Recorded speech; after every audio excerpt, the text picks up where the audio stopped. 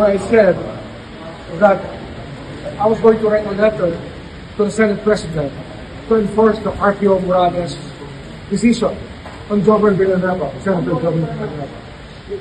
And to my surprise, when I got to the office, I was confronted with a decision signed by former Ombudsman Martinez, dated July 2019.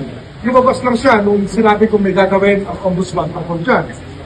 So, it's a surprise, secret decision that came out. So, it was a secret, sir? Well, nobody was raising that issue before. Joel Villanueva kept quiet through all the years. Ombudsman Martinez never spoke about it. Di ba parang secret decision siya? Alam niyo ba yun? Did you know about it? Nobody knows about it.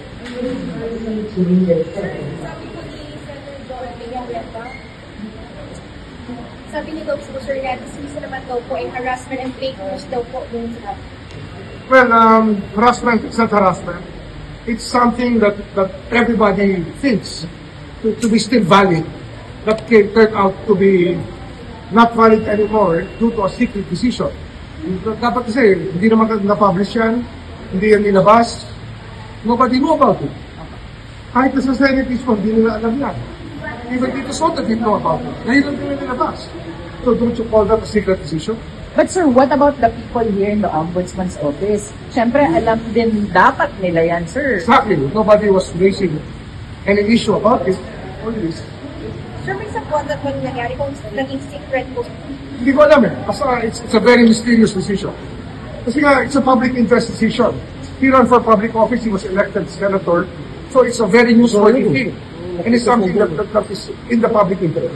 Kailangan pa ba ng investigation internally, sir? Dito sa Ombudsman? Now we're studying the decision. We're studying everything.